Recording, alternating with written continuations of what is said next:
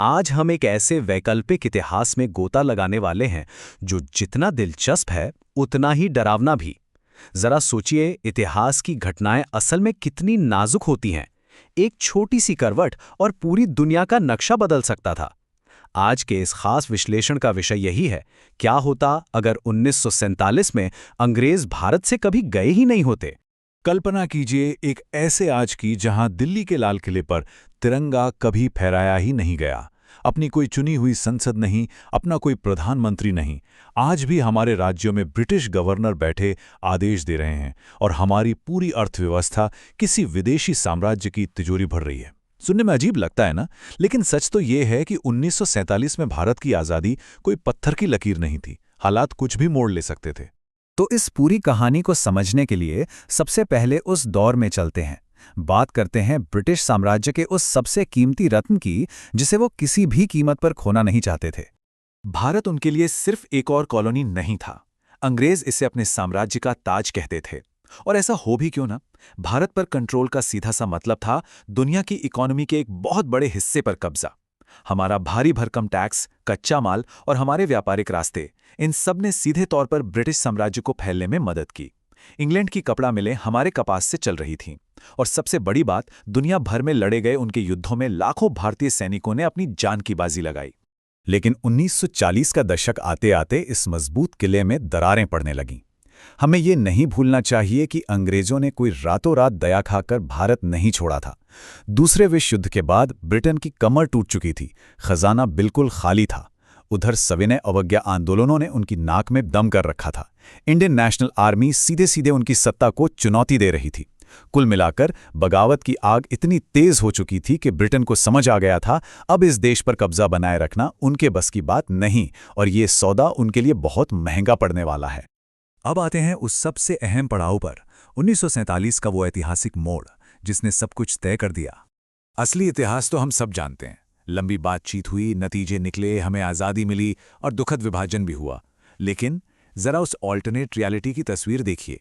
क्या होता अगर वो सारी बातचीत पूरी तरह फेल हो जाती, सांप्रदायिक हिंसा बिल्कुल बेकाबू हो जाती और अंग्रेज ये ऐलान कर देते कि भाई ये इलाका अभी आज़ादी संभालने लायक नहीं है। दिल्ली, कलकत्ता, लाहौर, बॉम्बे, ये सब शहर मिलिट्री जोन में तब्दील हो जाते। हर तरफ बस मार्शल लॉ और एक इमरजेंसी कॉलोनियल राज। अगर ऐसा होता तो हमारा ये पूरा उपमहाद्वीप किस कदर बिखर जाता, इसकी कल्पना करना भी सिहरन पैदा करता है। मिलिट्री रूल कभी शांति नहीं लाता, वो बस गुस्से को दबाता है। जैसे ही अस्थायी कब्जा एक परमानेंट मिलिट्री राज में बदलता, हालात बद से बदतर हो जाते। अखबारों पर ताले लग जाते, हर नुक्कड़ पर कर्फ्यू होता, और जब आवाजें दबाई जाती हैं तो वो और जोर से फटती हैं। अंडरग्राउंड विद्रोही गुट बनते, बम धमाके और हिंसक घटनाएं आम हो जाती। शहरों में एक तरह का अर्बन वॉरफेयर या गृह युद्ध छिड़ जाता, और देखते ही देखते पंजाब, बंगाल और कश्मीर जैसे इलाके टुकड़ों में बंटने लगते। और अंग्रेजों की पुरानी चाल तो याद है ना, फूट डालो, राज करो। कोई भी साम्राज्य एकजुट भारत से खौफ खाएगा।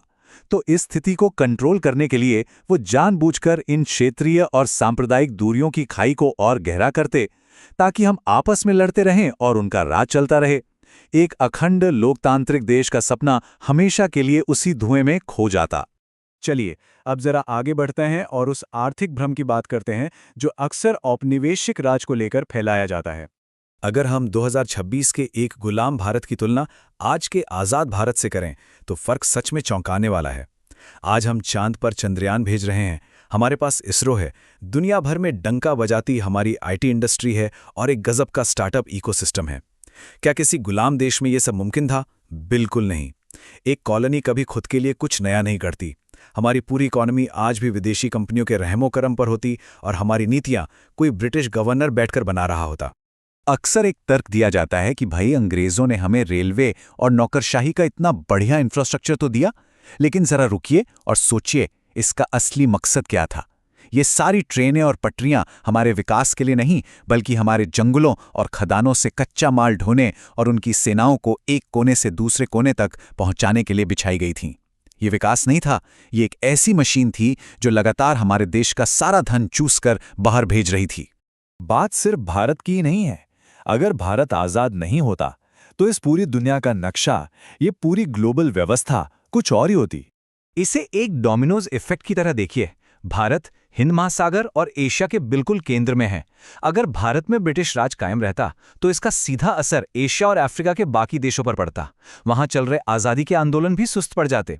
ब्रिटिश साम्राज्य शायद दशकों तक और टिका रहता। और तो और कोल्ड वॉर के दौरान अमेरिका और सोवियत संघ की रणनीतियां भी बिल्कुल अलग होती और शायद चीन के उभरने की कहानी भी किसी और ही दिशा में जा रही होती। लेकिन इन सब के बीच एक ऐसा नुकसान है जिसे पैसों में या जमीन में नहीं नापा जा सकता।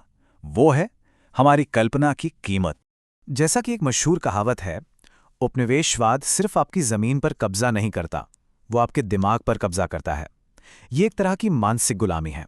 जरा सोचिए, जब पीढ़ी दर पीढ़ी ये देखकर बड़ी होती कि राज करना तो सिर्फ विदेशी शासकों का ही काम है, तो हम अपनी काबिलियत पर ही शक करने लगते। दूसरों पर निर्भर रहना हमारी एक आदत बन जाती। एक लंबे विदेशी कब्जे का सबसे खतरनाक परिणाम ये नहीं है कि हमने अपना पैसा या जमीन खो दी। सबसे बड़ी त्रासदी ये होती कि हम बतौर एक सभ्यता अपना वो आत्मविश्वास खो देते जो हमें कुछ बड़ा, कुछ महान सोचने की ताकत देता है। आज़ादी का मतलब सिर्फ अपना झंडा होना नहीं है, ये वो सम्मान है, वो गरिमा है जिससे हमें यकीन होता है कि हम अपनी नियति खुद लिख सकते हैं। ये पूरी चर्चा हमें इसी नतीजे पर ला खड़ी करती है कि इतिहास सच में कितना नाजुक है। घटना घट जाने के बाद हमें लगता है कि ये तो होना ही था, लेकिन असल में ऐसा होता नहीं है। आज बस इसी एक सवाल के साथ इस चर्चा को यहीं खत्म करते हैं। अगर वो ब्रिटिश राज कभी खत्म ही नहीं होता, तो क्या भारत एक मजबूत देश बन पाता या फिर अपनी वो असली पहचान हमेशा के लिए खो देता जो आज हमारी रगों में बसती है? सोचिएगा ज़रूर। इस विश्लेषण का हिस्सा बनने के लिए बहुत बहुत शुक्रिया।